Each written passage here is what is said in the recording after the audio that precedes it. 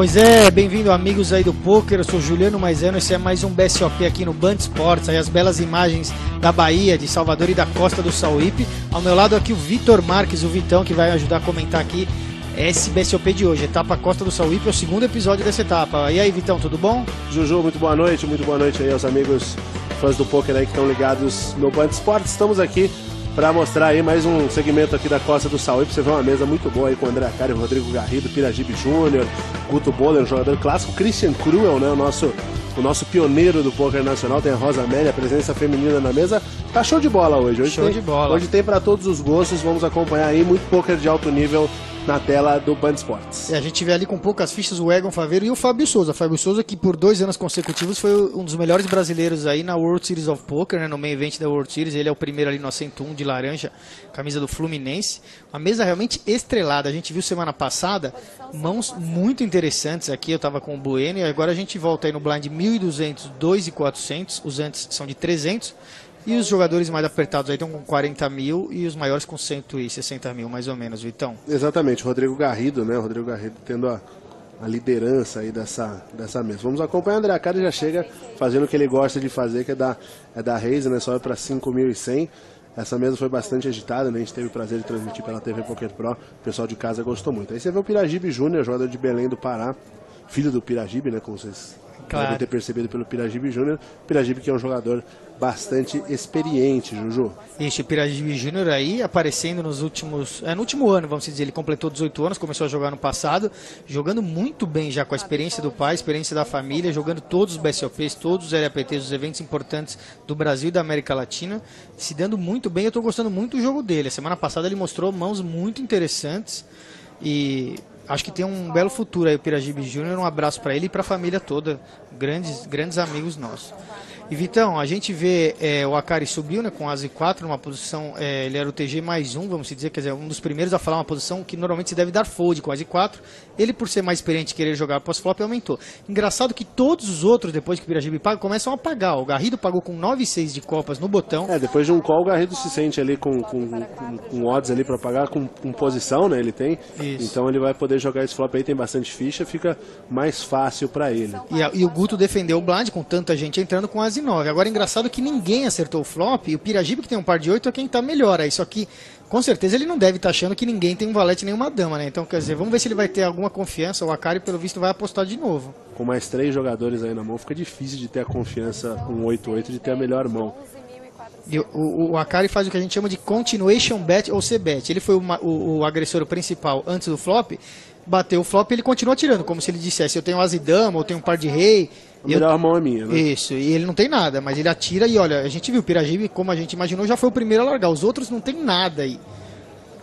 Agora, como que vai jogar um 6 e 9 ou um As e 9 agora? É complicado, né? É complicado, principalmente pro Guto, que tá sem posição nessa mão, né? Mesmo que o Garrido fold ali, fica complicado pro Guto. E o pote pro André Acari fazendo aí a famosa continuation bet com muitos jogadores no pote, né? Nem sempre é recomendável, mas como o jogador tá bastante tempo na mesa, ele tem essa leitura, né? E ele, de qualquer jeito, ele vai gastar pouca ficha, né? Sim, agora foi muito interessante. Foi um exemplo para o pessoal de casa aprender o que é uma continuation bet, né? Foi bem um padrão disso. Como você falou, não é muito recomendável contra tantos jogadores. E o que me deixou um pouco até impressionado foi que a passividade dos outros jogadores que deu essa mão pro Acari, porque pré-flop o Garrido, que tinha a pior mão, podia dar um re-raise por posição, o Guto podia, que ele tem, ou o Piragibe talvez ganhassem essa mão do Acari, mas todo mundo foi querer só pagar para acertar o flop, e aí nunca é fácil, né, querer jogar acertando as cartas. Fica complicado. Olha aí o Acari aprontando das suas de novo aí com Ás e 7 de ouros. Mais um raise. E olha de novo o par de 8. Piragibe Júnior de novo. Vamos ver se dessa vez ele aumenta. Já pegou ficha para aumentar, me parece. Vamos ver de que maneira vai jogar o Piragibe Júnior, nosso representante do Pará.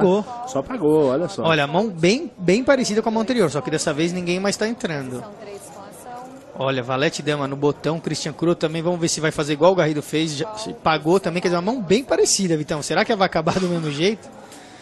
Interessante ver como que o pessoal está respeitando os raises do Acari, né?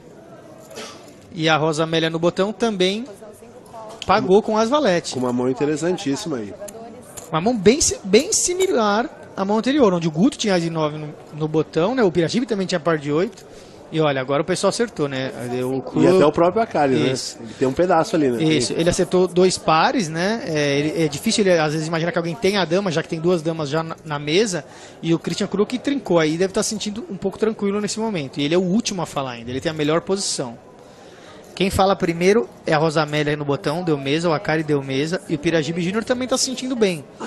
Que ele tem 2 pares até melhor que o Akari de damas com 8, né? O Akari tem de damas com 7. É um board que não vai ser ruim pra ele com 8-8, não. Isso. O Cru faz como esperado, na maioria das vezes quando o jogador trinca, ele só paga, né? Ele não quer espantar os outros, porque ele tá realmente muito forte na mão. Não tendo draws no flop, né? Não tem draw de flush, né? Não tem draw de sequência, fica mais confortável pra ele. Se bem que se ele desse um raise, poucos jogadores colocariam ele na mão de trinca. Quando ele dá só call, o pessoal já começa a ficar um pouco mais ressabiado, né? Mas é muito comum, às vezes, né, o jogador acertou a trinca e ele quer dar a corda para os outros. Né? Você vê que a única chance do Piragibe agora é acertar o 8. Vem um 4, quer dizer, abaixo do 8, então os 2 pares dele ainda são bons. Agora ele dá a mesa por cautela. E agora, o Cru, dá mesa ou apostaria? O que você faria? Acho que ele tem que apostar, tem que continuar contando a história dele aí. Na verdade, ele só deu call, né? Isso. Pode parecer que ele tá querendo comprar aí. Essa carta que é um 4 que não muda nada. E ele fez exatamente isso. Pôs 10 mil num pote que tinha 34,900. Né? E agora o Piragibe vai pensar. Eu acho que o Piragibe deve estar sentindo bem aí com esses 2 pares de dama com 8. Ainda mais frente a um jogador agressivo, como é o caso do CK, né? Historicamente agressivo, né? Exatamente. Eu vou avisando vocês de casa, essas fichas aí, pra vocês terem uma ideia, as fichas pretas são as que valem menos nesse momento no torneio, elas valem 100. Olha, largou o Piragibe, curioso, hein, esse fold.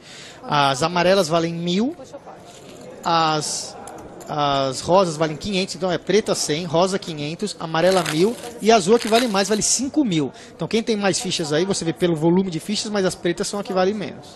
O problema do Piragibe Júnior, só para finalizar a explicação da mão anterior, é que ele paga a aposta no turno e vai vir uma aposta no river. Dificilmente um jogador agressivo no blefe ou com uma mão de valor, ele vai betar de novo e vai ficar caro pra ele. Ele ia ter que pagar 10 mil e depois mais alguma coisa. É isso que ele tá pensando. Ele não tá só pensando naqueles 10 mil. Exato. E uma vez que ele paga 10 mil, CK com trinca, vai falar, bom, esse cara tem alguma mão de valor aí, um 88, um 99, eu vou colocar uma aposta melhor aí, né? Que ele balanceou bastante no. Então, quer dizer, um fold interessante aí do Júnior. E como você falou, ele já prevendo que viria mais ficha no river, e aí ele estaria, de repente, pagando só para tentar acertar um 8, um full house, o que é muito difícil, então ele teria que largar. Agora veio um raise do Christian Cru, o CK, jogador do Rio de Janeiro, com rei 10, e o Piragibe pagou com as 10. O Piragibe que está nos blinds agora. Piragibe mostrando que veio para jogo. E prefere só dar call e jogar pós-flop. Olha, o CK acerta, ninguém aposta, então ele esconde que ele tem o rei ou dama um pouco. O Piragibe dá a mesa e agora ele é como se ele fosse querer roubar o pote, né? Querer blefar, ele tenta agora tirar quando vira um 4. Exatamente, tem poucas scary cards ali pro CK, na verdade, né? Isso, e o Piragibe talvez pague pelo as ou também para acertar a sequência, que é o valete. Talvez acreditando que o CK não tenha nada na mão. Né? Agora o river vem um 7, não muda nada em teoria, né? E o Piragibe da mesa, eu acho que se o CK apostar aí cerca de 10, 12 mil, eu acho que o Piragibe talvez pague só com Ace High, que a gente chama, só com As, né? Vamos ver o quanto ele vai colocar. É difícil o CK não apostar, né? 10.500, ó, acho que existe uma boa chance do Piragibe pagar com As, meio que acreditando que o CK está no blefe. O CK extrai de mãos ali como 9-9, como 8-8, vai extrair do mesmo jeito, né? E pagou, olha como a gente pensou. Então, olha, o Piragibe pagou com Ace High, vai ver ali 2 pares de rei com damas e não vai mostrar provavelmente o Piragibe, ele não mostra as cartas, então os jogadores não têm essa informação, só hoje que vão descobrir aqui assistindo o nosso Band Sports. Mais um pote grande aí pro CK, 47.900 fichas no blind 1.200, 2.400, é um excelente pote, e a gente vê o Piragibe aí num começo difícil aqui, né? Ele se envolveu em 2 mãos passivas com par de 8, ele estava ganhando as 2 mãos, pré-flop, e agora ele foi defender com as e 10 e acabou pagando com esse até o final, quer dizer, o Piragibe aí perdendo bastante ficha no começo. É isso aí. Vamos lá que não para aqui. Segue no 1.200, 2.400, você vê que a cada 45 minutos que mudam esses blinds. Curiosamente, lá na Costa do Sauípe foi 1 hora. Era 1 hora o tempo de blinds do BSOP na Costa do Sauípe, mas normalmente é 45 minutos. Aqui lá foi um evento especial por estar no resort, todo mundo está lá, ninguém enfrenta trânsito. Então a organização optou pelos blinds de 1 hora, que deu uma jogabilidade muito legal aos jogadores. Então, esses blinds vão subir a cada 45 minutos, normalmente em uma etapa do BSOP. O Garrido dá um raise aí com 7 e 6 de copas, uma mão muito interessante aí para jogar quando ninguém entrou na mão ainda. Ele tenta ganhar já a mão pré-flop ou então fazer uma pressão aí nos blinds e tentar jogar pós-flop com uma mão que pode acertar um flush, uma sequência também. Sempre que ele é o agressor da mão, ele ganha muito mais força, né, do que se ele ficar dando só call, né? A gente falou do Piragibe aqui, que é interessante ele poder ser um pouco mais agressivo na mão, porque vai ter chance de ganhar mais potes sendo agressivo. Se ele ficar só pagando, vai acabar tendo que acertar, né? E acertar, a gente sabe que não é sempre. Que não é sempre que acontece. Olha, o Faveiro defendeu o seu Big Blind com o Valete 9, também é uma mão interessante que pode fazer um flush, uma sequência, e já acertou 2 pontas por uma sequência aí, ó. 8, 9, 10 Valete, tem uma carta de ouros, quer dizer, ainda pode virar mais 2 de ouros. Tem Flash Runner, né? Isso, e tem o As que pode assustá-lo, né? O As pode assustar porque o Garrido, como deu raise, normalmente o jogador representa cartas altas, um As, um Rei, então ele sempre vai dar esse continuation bet, que é aquilo que a gente já falou na primeira mão do torneio. Ele tá certo em apostar, né? Exatamente. E agora o Faveiro, que tem chance de sequência, pode aplicar um check raise, que a gente chama que é dar um raise agora. Ou só pagar, né? O ideal é ele dar um raise, talvez all-in, eu acho, né? Porque só pagar aí ele vai estar querendo acertar, e aí é difícil, como a gente sabe. Ele tem só 24, na verdade ele tem 75% de chance de ganhar a mão, mas é porque ele já está ganhando com valete, mas ele Exato, não sabe mas disso. Não sabe disso, não sabe disso, e toda a história que o Garrido está querendo contar é que ele não está ganhando essa mão nem de longe. Isso. E olha ele pensando, eu acredito que o melhor movimento dele seria dar all-in, aí o Garrido não deve pagar, o Garrido tem a chance de sequência só pelo 9, né? Seria 6, 7, 8, 9, 10. Então, olha, ele pagou, ele fez algo que a gente não recomenda aqui, né? Porque dificilmente ele vai extrair mais alguma coisa, mesmo se o jogador tivesse um Ás, tem um Ás ali, o jogador vai ficar mais cauteloso, né? Agora vira outro Ás, quer dizer, ele pode até achar que o jogador não tem Ás mais, mas também ele não tem nada, ele tem um valete high, né? Olha lá. Agora era a hora do Garrido continuar atirando. Vamos ver se o Garrido vai atirar agora, porque senão também vai ser difícil blefar no river, né? Que história que ele vai contar no river se ele não apostar de novo? Pode fingir que tem um 10, pode fingir que tem um par de dama, alguma coisa aí. Exatamente. Ó, o Garrido tá pensando aí, ó, e vai apostar. A gente vê que ó, a agressividade, os jogadores, o Akari tava perdendo aquelas mãos, o Garrido tá perdendo de longe essa mão. Olha a porcentagem de ganhar a mão. Mas eles estão apostando. Então você de casa tem que aprender que a agressividade, a iniciativa é muito importante no poker. Você que tá começando, é claro que não é para você sair, né, jogando ficha fora, distribuindo ficha, mas sempre contando uma história, querendo convencer o seu oponente de que você tem jogo. A gente viu que o Faveiro já errou aí no flop, né? E pelo stack dele também, realmente. Sim, ele tem muito poucas fichas. Olha lá só quanto ele tem de azul e de amarelo, né? Ele já teria que voltar ao win que ele ia ganhar aquela mão. Olha, aí acaba foldando. Desistiu, né? E o Garrido vai levar essa mão, ninguém sabe o que ele tem, olha lá. 6 e 7 de copas, o Garrido estava aí no blefe. Exatamente, o Garrido no blefe ganha, e essa é a prova que o jogo é de habilidade, né, Jorge? Exatamente, a gente vê que o Faveiro tinha cartas melhores que o Garrido, né, vamos dizer, ele teve mais sorte nessa mão de ganhar essas cartas, só que a habilidade, a técnica do Garrido aí de interpretar essa mão, chegou a isso. A gente tá vendo aí, ó, próxima etapa no Rio de Janeiro, hein, vocês que pedem aí toda vez, ei, quando que o BSOP vem pro Rio de Janeiro de novo? É aí, ó, 30 de maio a 3 de junho de 2013, é R$ 2.200 a inscrição do evento principal, mas tem vários outros eventos para vocês mais baratos que isso, é só entrar no www.bsop.com.br para saber tudo que vai acontecer lá no Rio. Eu e o Vitão estaremos lá, né, Vitão? Vamos ao Rio de Janeiro, vamos à cidade maravilhosa com o Brazilian Series of Poker. E é isso aí, voltamos depois do intervalo.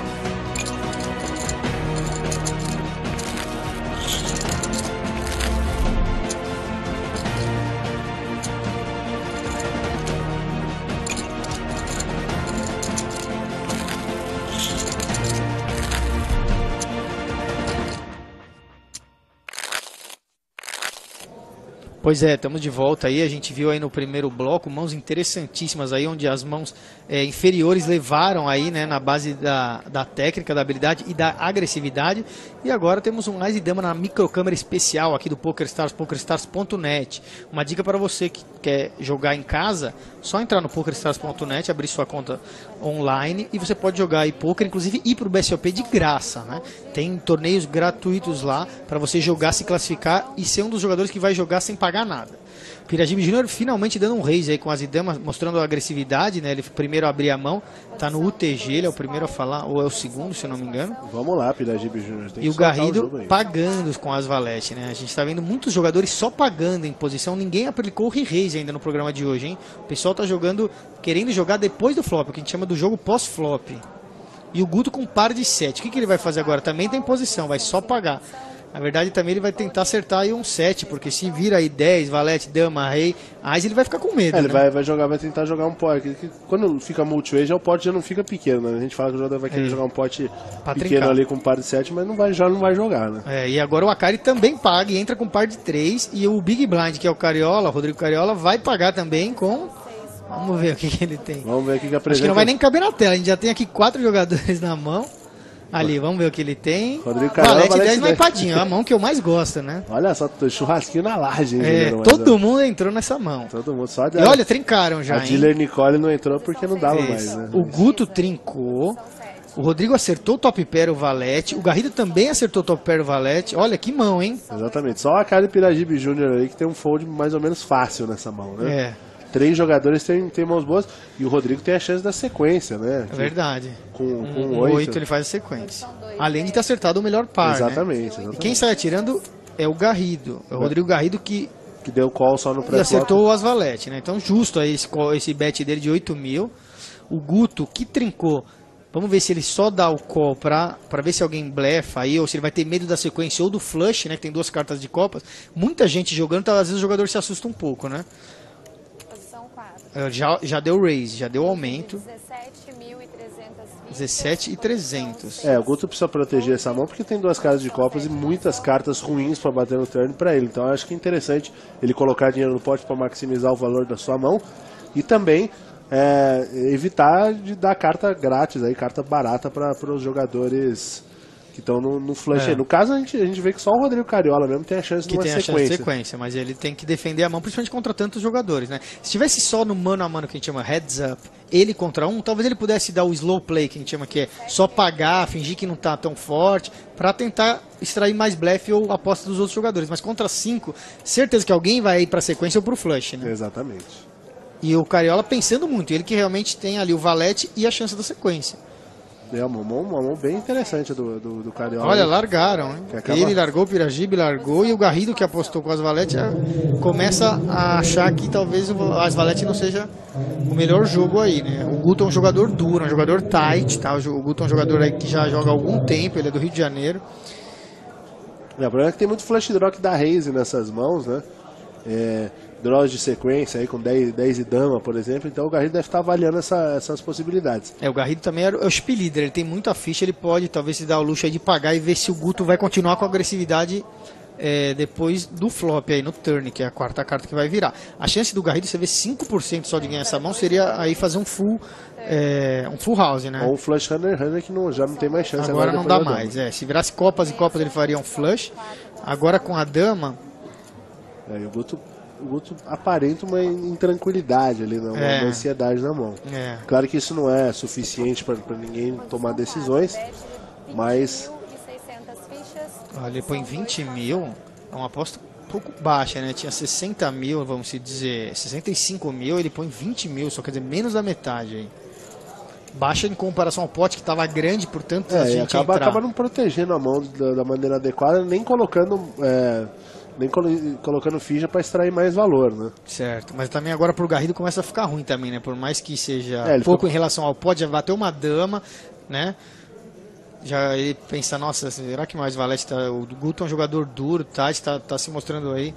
Você vê que ele não tem chance mais, né? Não tem o que ele acertar aí um asa, um valete, nada que ele possa ganhar mão, a não ser que seja no grito, mesmo no blefe. Dificilmente o Guto vai largar uma trinca, né? A não ser que vire um 10, aí algo que deixe muita cara de sequência ou flush. E um flush draw que tenha dado raise no flop, muitas vezes não vai apostar esse turn para tentar conseguir a carta grátis no river, né? Ele já teria conseguido a carta grátis pro river, então o Garrido tem que estar atento a isso aí.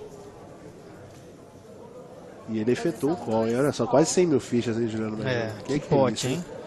E o Guto que trincou no seu set, 105.500, agora dobra o 9. Né? Agora o Garrido pode pensar, quer dizer, o Garrido não vai estar dando um 9 ali, porque o jogador está muito agressivo, não faria isso com o 9, né? E o Guto fala, bom, se ele tiver feito sequência ali, uma broca, ou no 8 e 10, se ele já tivesse seguido, eu fiz full e ganhei essa mão. O Guto agora está bem tranquilo, ele estaria perdendo agora apenas por um 9 valete, par de valete, quer dizer, um full maior do que o full dele, que o full dele é de 7 com 9. Então se o jogador tivesse 2 pares 9 valete, que poderia até ter, ele agora estaria perdendo. E o Guto dá all-in. 58.400 fichas. Só que olha, é quase 60 mil para um pote de 160 mil. Só que dificilmente um Asvalete estaria ganhando aí, né? O Guto vem mostrando agressividade toda a mão depois do flop, né? Ele só pagou pré-flop, mas no flop turn river ele tá mostrando que tem jogo. E ele é um jogador consistente. Então eu, no lugar do Garrido, largaria pela leitura aí do jogador. Não sei você, Vitão, você acha que é muito pouco, que vale a pena pagar, ou o Asvalete com certeza deve estar perdendo nessa hora? Acho que o Garrido tem que entender que o valete dele ali pode tá fraco em relação a... São várias mãos ali que ele pode perder.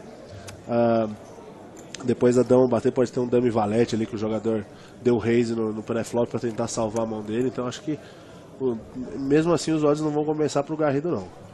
O Garrido na verdade aí estaria ganhando mais de um blefe, porque com rei valete o jogador não faria isso. Provavelmente ia ver graças agora esse river. São 2, anuncia call.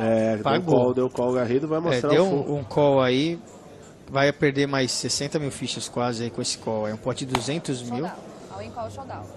Aí a dealer Amanda pede o showdown, exige showdown porque foi all in call. Asvalete aí o Garrido. 58.400. Dealer Nicole.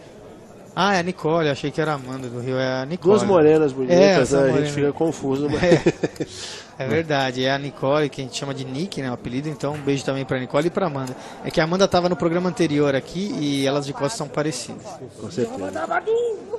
Yabadabadu, hein? Ele fez um Yabadabadu, ele que é o Fred Flintstone, é o protetor de cartas dele, ele tem uma tatuagem no braço também, a do Fred Flintstone, e ele é um sósia do Fred Flintstone. Ele é um sósia do Fred, e joga boliche muito bem, né, segundo informações aí. Além de tudo, né, o Guto Bowler, né? O apelido dele. O apelido do Guto Bowler vem de joga boliche muito bem aí.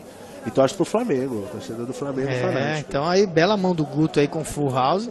O Garrido caiu aí com esse Asvalete. Eu acho que eu largaria aí no River, mas o Garrido pagou pela pouca quantidade de fichas. E agora a gente vai ver imagens da Bahia. Vamos ver Nosso a Bahia. amigo Guguinha Azevedo vai mostrar pra nós. Ninguém melhor que ele pra mostrar. Fala galera, cheguei no BSOP aqui, estamos aqui no Elevador Lacerda, estamos aqui na Bahia de Todos os Santos e como bom baiano, eu vou chamar o melhor baiano para poder contar a história para você, o historiador, meu amigo Márcio Tabarel. Tabarel, cheguei parceiro. Queria que você contasse pra gente aqui, pro pessoal do BSOP, o que é que tá acontecendo aqui, onde é que a gente tá? A gente está na Praça Municipal Cidade Alta. Aqui é a Cidade Baixa, Bahia de Todos os Santos. A primeira Bahia maior do Brasil, a terceira Bahia maior do mundo e a única Bahia no mundo, onde nasce o pôr do sol, morre o pôr do sol. Agora eu quero que você conte a história pra gente do malandro. O malandro que construiu o elevador, bancou, levou, pagou, mas não levou. Como é o nome dele? Antônio Carlos Lacerda. O seguinte é que ele construiu o elevador no século XIX, em 1873, na intenção de ganhar dinheiro. Quando chegasse os navios com as mercadorias, transportar. Então ele foi tão malandro que ele investiu toda a fortuna que tinha, construiu o elevador, depois que construiu ficou pobre, morreu pobre. Porque naquele tempo todo mundo tinha escravo. Então ninguém queria pagar o elevador para subir as mercadorias, sendo que tinha um escravo para trazer de graça. O elevador era de madeira, hidráulico, só tinha 2 cabines, só vinha até uma ladeira que tem aqui, que chama Ladeira da Montanha, porque a Cidade Baixa tudo era água, foi tudo aterrado. E não se chamava Elevador Lacerda, se chamava Parafuso da Conceição, porque ele subia em forma de uma rosca. O Elevador Lacerda, o cara construiu para ganhar dinheiro, terminou ficando liso, deu um all-in, ficou zerado. E agora vamos ali que eu vou mostrar a vocês o Farol da Barra, para vocês conhecerem aonde o sol nasce e aonde o sol morre.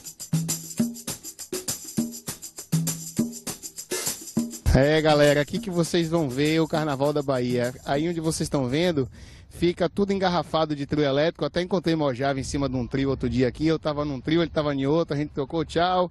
E aqui a gente vem e faz esse circuito aqui, que é o circuito tradicional Barra Ondina. E são 8 quilômetros em cima do trio, então embaixo do trio, só acompanhando a moçada com as férias. Isso aqui fica tudo cheio de camarote das estrelas. E uma delas que estavam presente aqui foi o Mojave.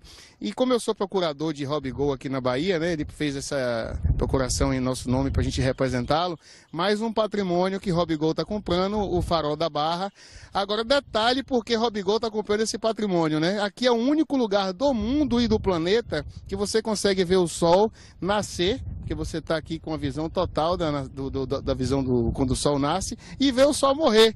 Então o sol se põe do lado de cá, no oeste, então você vai ver, Rob Gol comprou isso aqui porque é ponto estratégico. Ele vai ver o sol nascer e vai ver o sol ir dormir. Então Rob Gol, meu irmão, tá aqui, você pediu para ver seu ponto, tá tudo aqui certinho, já mandei limpar, quando você quiser vir descansar, tá tudo ok.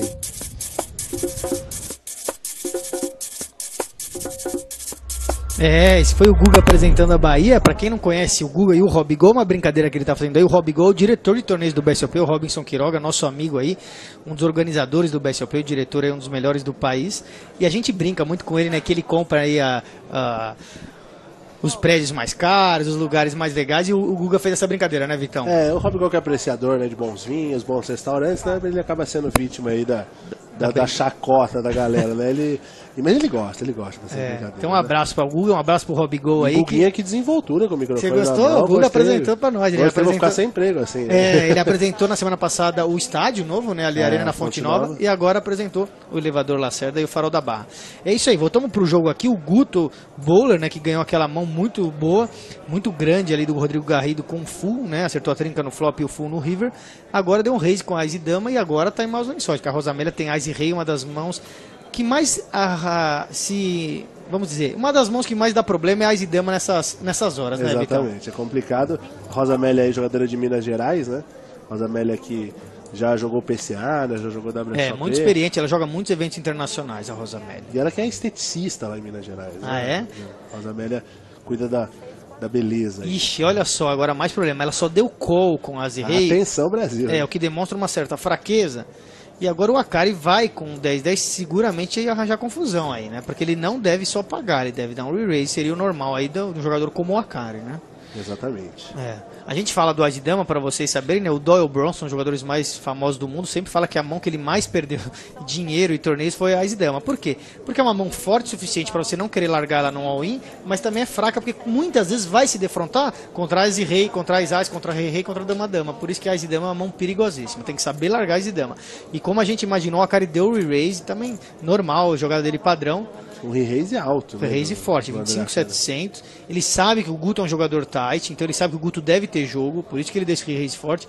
O Guto agora contra dois jogadores, né? Um call e um re-raise. O problema é que a Rosamélia não deu raise, né? Porque se a Rosamélia dá raise e o Akari re-raise, talvez o Guto largue o Ice Dama. Agora, como ela só mostrou fraqueza pagando e o Akari é um jogador que blefa muito, ele que deu raise, talvez o Guto resolva se envolver, mas o mais normal seria ele largar esse Ice Dama aí. E ele vem de uma mão feliz aí, né? Isso. Que ele extraiu bem aí do Garrido, extraiu o máximo, digamos assim, né? Então o Guto tá cheio de confiança aí. Isso.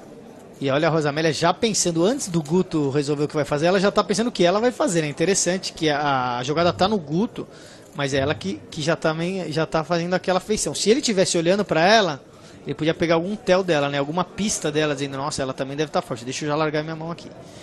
A gente vê que os blinds já subiram, né? Já tá 1.500, 3.000 nessa hora. Olhada pra cima aí, ela já deve estar pensando, ela deve já estar planejando ir ao win, eu imagino. A Michele agora, a nossa dealer, a gente vê agora a dealer loira, a Michele. Michele Moreira, palmeirense lá de Santo André. E largou o Guto, pensou bastante e largou. Agora a Rosamélia tende a dar o all-in, né? Por que a gente fala que o jogador com As Rei não te dá esse all-in pré-flop? Porque se ele só paga, ele vai jogar no flop. O flop vai virar 3 cartas, a chance dela acertar o As ou o Rei é só uma vez a cada 3 mãos que ela vai acertar o flop. Ela tem que ver 5 cartas com As e Rei ali. Isso, porque dando all-in, ela vai ver o flop, o turn e o river. A chance do As e Rei, o coin flip que a gente chama, que é o 50% de chance contra um par, que é esse caso, é se ela ver as 3 cartas. Ela tem que ver a flop, o turn e o river. Então ela pode acabar, né, se acovardando num flop ruim e não chegar ao turn river. Por isso que o ideal é ir all-in já, né?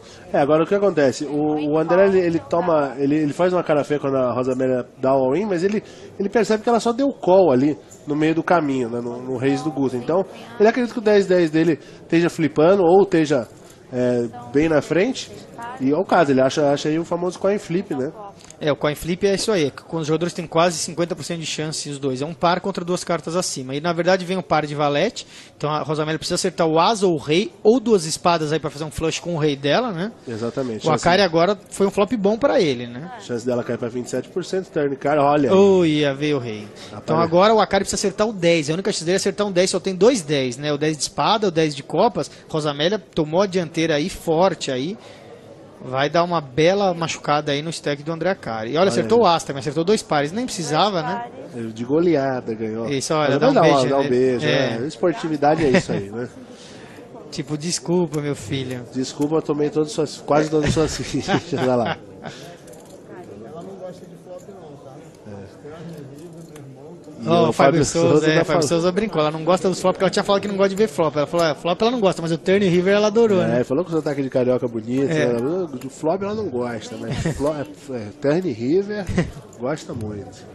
A Michelle contando aí todas as fichas que ela tinha pro Akari pagar, e o Akari vai restar aí com, acho que muito poucas fichas. A gente vê que eu acho que ele não tem nenhuma azul mais, vai ficar com um bolinho ali de fichas pretas e das rosas, que são as de 500, né? Vamos ver se sobra alguma amarela, pelo visto não também. Então uma bela fatiada o nosso André Akari, da jogadora mineira Rosa Amélia.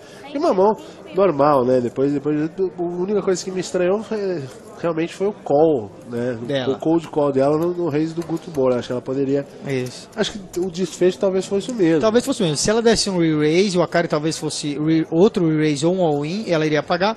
Ou talvez o Akari largasse. Acho difícil o Akari largar pra um re-raise dela. Acho difícil. O Akari tá jogando, como a gente fala, né? Straightforward, tá jogando pra frente, agressivo. Eu acho que ele vai tentar... A alegria dela aí. Dando tchau pra algum conhecido ali, puxou uma mão gigantesca e tá bem alegre aí. Ela tá lembrando aquela foto da revista Flop que ela apareceu com a Carico Federal lá no PCA, né? Isso. Você melhor que ninguém lembra. Rosa Amélia tá aí de volta. Fazia tempo que eu não via a Rosa Amélia jogar. Rosa Amélia aí constantemente aí nos treinos internacionais e no BSOP de vez em quando ela aparece. E voltamos aí para vocês marcarem no calendário de vocês. De 30 de maio a 3 de junho estaremos no Rio de Janeiro com a 4ª etapa desse BSOP. Eu e o Vitão estaremos lá. Quem quiser ir, é só pegar os dados pelo bsop.com.br. Tem os satélites também no pokerstars.net para você tentar jogar de graça esse BSOP. E você pode ver ao vivo, se você não conseguir estar lá, pelo www.tvpokerpro.com e a cobertura também do mebelisca.com. A gente volta já depois do intervalo. Vamos ao Rio.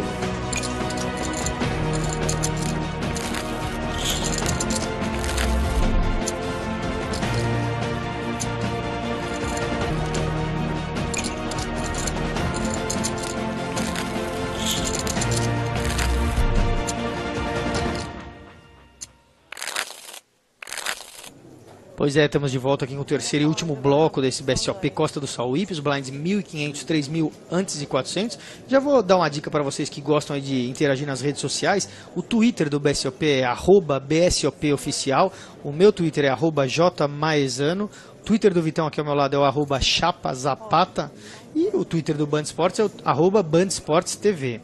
Olha aí, temos um dama e valete na mão de alguém, hein? Parece que é o CK, o Christian Cruel, é isso aí. Christian Cruel, um dos pioneiros do poker brasileiro e também já ganhou uma etapa de BSOP. Ele ganhou a etapa do BSOP lá no Rio de Janeiro, onde ele mora, inclusive. Exatamente, justamente em casa, a vitória do Christian Cruel num heads-up emocionante com o Adriano Mauá. Lindo torneio, foi, acho que o heads-up mais longo da história do BSOP, acho que foi mais de 3 horas e meia de heads-up. Mais que Pedro Padilha e Pedro Correia? Mais, aquele foi o segundo maior. Então o heads-up do CK está na história como o mais longo, né? O mano a mano, ele e o Adriano Mauá, para definir quem era o campeão e quem era o vice-campeão. E a próxima etapa a gente viu nos breaks aí, hein? Próxima etapa é lá no Rio de Janeiro, com certeza o CK deve estar presente. Fábio Souza e Christian Cruel. Isso, aí temos 3 jogadores aí. O Guto também é do Rio. Guto Carioca. Olha, o Piragibe só pagou de novo aí do botão com as e 10. Piragibe jogando aí um pouco mais passivamente que o seu normal. Acertou o as. Vamos ver agora o que ele faz estando em posição. Lembrando que o Christian Cruel tem chance para sequência Runner e Flush Runner, o que é muito pouco, né? Isso, mas ele dá o Continuation Bet. Um board com asa é sempre interessante. Isso, ele jogou ali 10 mil, mas antes de jogar ele falou 9 mil, né? Então ele anunciou, é sempre importante você anunciar verbalmente sua aposta, porque às vezes você não tem o trocado, não quer jogar umas fichas maiores como ele fez, jogou 10 mil, mas ele falou, vou apostar 9 mil. Né? Interessante o pessoal de casa aprender como se portar quando for jogar um BSOP, um torneio ao vivo. O ideal é sempre você falar suas apostas verbalmente antes de colocar, né, Vitão? Justamente você evita erros aí quando você anuncia a sua aposta. Piragibe vai só pagar, pegou 9 mil, uma de 5 mil e 4 fichas de 1.000. Só pagou, então ele está disfarçando, ele está fingindo assim, não, ele está fingindo que tem o as, eu vou fingir que eu não tenho, então deixar ele blefar, né? Exatamente, tem flash draw aí, né? Tem draw de sequência. Isso, agora vem um set de pausa aí que não assusta muito, né? Porque não é o Copas, é uma chance de sequência meio estranha ali no meio, acho que o Piragibe deve estar se sentindo confortável ainda. Nós aqui de casa sabemos que o Christian não tem mais chance de ganhar mão, tem 0%. Porque mesmo que ele acerte um valete ou uma dama, aí vai ser menor do que o par do Piragibe. Ele sai dando mesa, Piragibe agora sim aposta 12.400. 12.400 com uma aposta convidativa. Isso. E o CK tende a largar e desistir da mão, né? Vamos ver se ele vai querer blefar o Piragibe aí. Só ganhando move mesmo, né? Só aplicando um raise aí, um re-raise forte. Mas ele mostrou agora a fraqueza aí nesse turn. Piragibe dificilmente vai largar seu as e 10. E puxou a mão aí o Piragibe aí.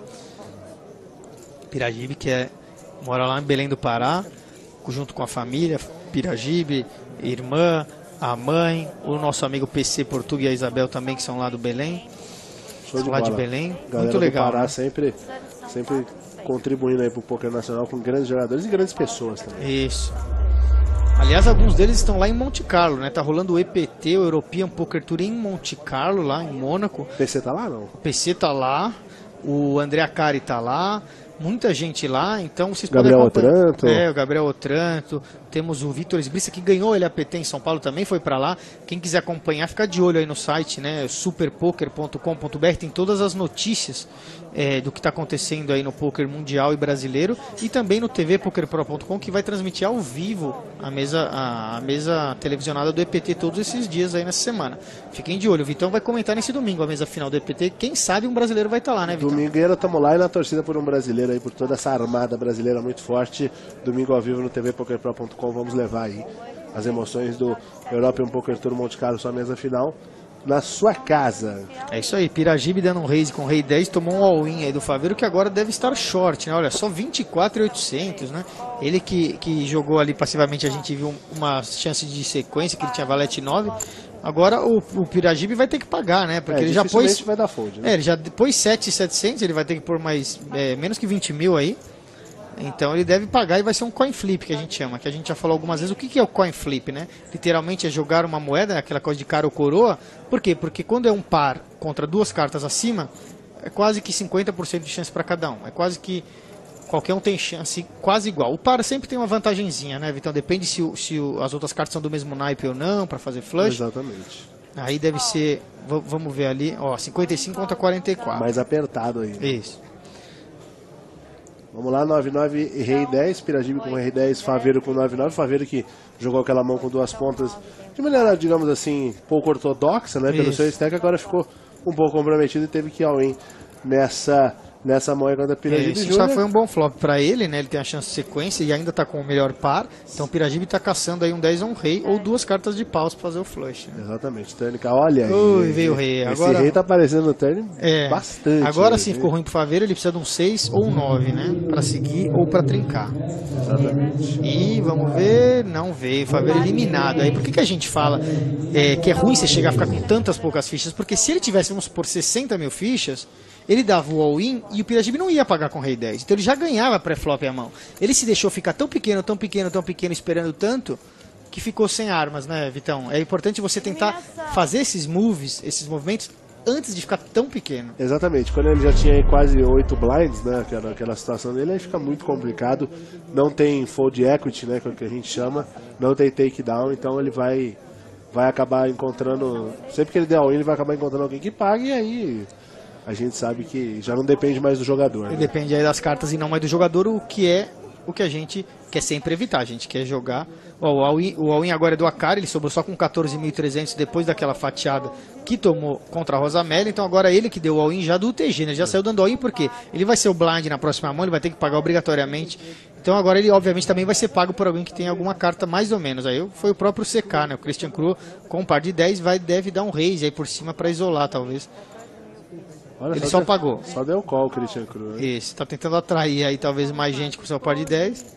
Ficou ruim pro Acari, né? Ele tem o que a gente chama de undercards, né? Cartas abaixo do par do outro. Então ele precisa acertar dois pares, uma trinca, uma sequência, porque só um par não adianta.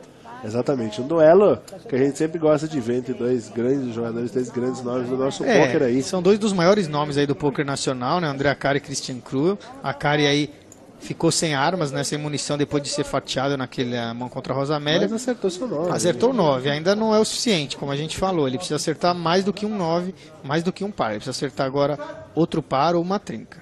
E Copa está na mão do CK ali. Isso. Agora só 9 ou 7. Só o 9 ou 7 para ele aí. 7-9. Olha lá, o CK brinca pedindo as cartas pro Acari. Nem isso adiantou. Nem o CK torcendo adiantou. Então a Acari eliminado aí, um dos maiores nomes aí, certamente o nome mais conhecido dos jogadores mais experientes do poker nacional. Fez mesa final nesse último LAPT também em São Paulo, né, que a gente comentou há pouco. E olha, a Rosamélia se despedindo, ela que machucou o stack do Acari. O Guto também ali levantando para dar tchau. O pessoal todo dando adeus aí ao profissional do PokerStars. net. André Akari se despedindo aí do BSOP. O André Akari que a gente quer muito ver numa mesa final de BSOP, né? Isso. Um dia que quer vê-lo muito. O CK a gente já viu o campeão, né? São um grande jogador aí. Já tem bracelete, falta ganhar o BSOP. A gente quer ganhar. André, até eu ganhei o BSOP, vamos ganhar. É verdade, o Vitão ganhou aí na primeira temporada do BSOP. Com o Juliano Maisano na mesma final. Graças à minha eliminação, né? Um out no River. Ele acertou um out, é uma única carta no baralho inteiro que salvava aquela dama de copas. E ele conseguiu me eliminar aí em quinto lugar e foi campeão, com as minhas fichas. Exatamente. Né? Exatamente. E como você falou, o Akari fez a mesa final de LAPT, jogou aí lindamente o último LAPT. Jogou muito bem. Esse BSOP a gente viu no primeiro programa e nesse programa aí, quantas mãos que ele ganhou no blefe mesmo, na categoria. Mas chegou naquela hora de um coin flip, par de 10 contra as rei, que todo jogador vai encontrar no torneio. Acabou não indo pro lado dele, foi pro lado da Rosamélia, né? Senão ele estaria aí, com certeza, com todas aquelas fichas ali que estão na frente da cadeira da Rosamélia, que deve ter ido levantar aí para dar um rolê, falar com os amigos dela lá e contar como que tá indo o torneio. O pessoal de casa tem muitas essas dúvidas, Vitão. Você pode sair ou tem que ficar sentado? Você pode sair, você vai ter que pagar os antes e os blinds obrigatoriamente, você vai perdendo aquelas fichas, sentar na cadeira. A outra dúvida que o pessoal tem sempre essa eu vejo sempre, Vitão, no meu Twitter, e você também no seu. Posso ir assistir esse BSOP? Claro que pode, BSOP é aberto, qualquer um pode ir lá assistir, não tem ingresso, Entrada franca. É só entrar e chegar, não tem que pagar nada. Você vai lá, poder comer um negócio, tem um bar, tem um restaurante, você pode gastar, ficar o dia inteiro lá, se divertindo com o pessoal, conversando com todo mundo tá aberto para conversar com você. Rolam outros torneios paralelos mais baratos, torneios de uma mesa só, que chama de City and Goals, o BSOP às vezes forma para você jogar baratinho ali. Então vale a pena ir lá e conhecer o pessoal. Eu sempre tô lá, o Vitão também. Pode nos procurar, né? Pode procurar a gente lá, vai ser um maior prazer recebê-lo. O BSOP corre o Brasil inteiro aí, é muito legal a gente encontrar aí com novos jogadores, fãs do poker aí. Aparece lá, entrada grátis e certeza de boas risadas, bom divertimento. Isso, agora temos o Garrido, o Rodrigo Garrido, né, que é de Santos, mora em Santa Catarina, mas natural de Santos, aí um dos expoentes do poker de Santos. E o Guto Bowler com as e 9. Os dois jogadores acertaram o as, então é uma mão que o Guto pode perder muitas fichas se não tomar cuidado. Ele que é um jogador tight, mas tem que tomar cuidado aí. O problema é que o Garrido tem a imagem de ser um jogador solto, né? Por mais que ele está jogando meio duro essa mesa, um jogador solto que pode não ter esse as e blefar. Exatamente. Então vamos ver se o Guto vai acreditar que ele está com as pior aí, ou não. O Garrido tomando a dianteira. Você vê os jogadores se movendo, agora o CK sai, a Rosamélia volta. Como a gente falou, né? Você pode ir lá no banheiro, ir lá tomar alguma coisa, pode pedir também aí na mesa alguma coisa para beber. São 10, 12 horas por dia de jogo, então realmente não dá para ficar sentado, né, imóvel. Mas o ideal é ficar, né, Vitão, para você ver o que está acontecendo na mesa. Que acontece na mesa, exatamente. Não perder nenhuma informação, nenhum tipo de, nenhum padrão. E olha, o Guto deu all-in com as de 9, então ele não seguiu o que a gente falou, né? Ele foi jogar com as com o kicker médio, o kicker fraco, né? Vamos dizer, o 9. Acabou se envolvendo aí. Esse é o problema de você jogar. Às vezes o cara fala, não, mas ele aumentou, eu tenho as e 2, as e 4, as e 9. Eu vou pagar, eu tenho as. O perigo é esse, é você acertar o seu as e o outro jogador ter as rei, as dama, as valete. E aí você vai perder, porque você não vai querer mais largar depois que você acertou o as. Vai ser eliminado do torneio, talvez, aí. Né? No caso aí parece que o Guto estava com mais fichas, o Garrido tinha acho que perdido algumas fichas desde o começo aqui. Perdeu exatamente naquela mão pro Guto. Isso, agora pegou de volta, né? Agora o famoso pegou de volta aí. Justo, né? O problema de jogar com as 9 a gente fala que é sempre esse aí, né? Então essa é mais uma lição que você de casa pode aprender aí com essa mão agora. Com essa mão. Temos o Danilo Molina na mesa, né? O campeão paulista de 2012 aí, grande corintiano. Ele sentou no lugar que estava o André Akari. Então o Danilo Molina foi movido, ele é o atual campeão paulista, né? O CPH, o torneio mais tradicional do Brasil, Campeonato Paulista. Quem quiser informação também é só entrar no site do CPH, Circuito Hold'em ou CPH. Muito bacana o Danilo Molina aí na mesa, vamos acompanhá-lo. Isso, ele sentou ali ao lado da Rosamélia. Rosamélia procurando aqui, buscou a câmera ali. Ela tá buscando alguns amigos, eu acho que estão ali na torcida. O Molina com muitas fichas, chegou em... Vitão, olha só. Exatamente, chegou com bastante ficha, numa situação boa. O Danilo Molina que ele vai sempre deep nos torneios, né? Sim, ele tá evoluindo muito o jogo dele, né? Ele joga praticamente todos os dias aqui em São Paulo, os torneios semanais que existem nos clubes paulistas. Joga todos os torneios do Brasil e da América Latina, aí os maiores. Então, é um jogador que está ganhando muita experiência, né? Ele está ganhando mais concentração e foco também. Às vezes ele se distraía muito durante os eventos. Ele está um pouco mais focado. A gente pôde ver nesse último Campeonato Paulista também ele mais focado. Tá evoluindo o jogo. Time grande no live, né? Isso. Olha aí, temos o Guto e o Garrido novamente, né? Os jogadores que estão se enfrentando bastante. Aí um flop que errou, né? Praticamente todo mundo. O Garrido, na verdade, acertou o par de 5, mas é o menor par, né? O as e dama podem assustá-lo, mas ele tá naquele, vamos dizer, naquele blefe ali, na representação de que tem um as ou uma dama, né? Enquanto que o Guto pagou na broca, né? O que a gente fala na broca, Vitão? Quando tem 4 cartas, chance de 4 cartas baterem pra ele fazer uma sequência, né? As cartas do meio pra fazer uma sequência. Então o valete é uma carta do meio que tá aí e faz 2 pares para o Rodrigo Garrido. É o que a gente costuma chamar de cooler, facão, né? Aquela coisa toda. Esse é o Jackson 5, valete 5, é a mão que é o apelido de Jackson 5, as mãos têm apelidos, né? E Jackson 5 não ficou bom agora, porque ele acertou 2 pares, está sentindo que está bem com 2 pares, só que o Guto acertou a broca, que a gente chama, que é a chance do meio da sequência, que é o que ele acertou agora com esse valete. Exatamente. O Guto está aí bem tranquilo nessa mão, deu mesa, né? Tá fazendo slow play, o Garrido deu mesa atrás, agora dobra a dama, que pode talvez frear um pouco. Olha, o Guto está jogando muito slow play também, né? Freou pro Garrido. Freou demais. Enquanto a gente ouve a Michelle aí, que com o ar-condicionado pegou uma tosse ali. Pegou uma tosse. A Michelle é a dealer. Tosse tem pra todo mundo, acontece pra todo mundo. Ela tava, eu lembro muito bem nesse dia aí, ela tava meio ruim ali com a garganta, o ar-condicionado, o calor ali da Bahia, né? Exatamente. Check, Olha, o Guto podia ter extraído muito mais nessa mão. Podia, porque ele não vai colocar o jogador claro em valete sim, mas pode colocar o jogador no mais ali. Claro, não, e ele deu mesa no turn e no river, né? Tudo bem que a dobra dá um susto, mas dava pra ele extrair alguma coisa. Exato, né? Exato, dificilmente o jogador tem full aí nesse board, pela maneira que a mão foi jogada, né? O Guto usou de muita cautela, exagerou na cautela. No final, possivelmente não extrairia valor. É isso aí, a gente ficou por aqui. Já acabou o programa, parece que nem passou, né? De tão divertido que foi aí, mãos interessantíssimas. Aí as famílias que foram até a Costa do Sauípe, o BSOP é um torneio que leva muitas famílias. A gente vai ficando por aqui, volta semana que vem, Vitão. Obrigado por estar conosco. Quem quiser seguir o Vitão no Twitter, @chapazapata. Vamos lá, gente. Um abraço a todos e vamos que vamos. Poker na veia. Tamo junto.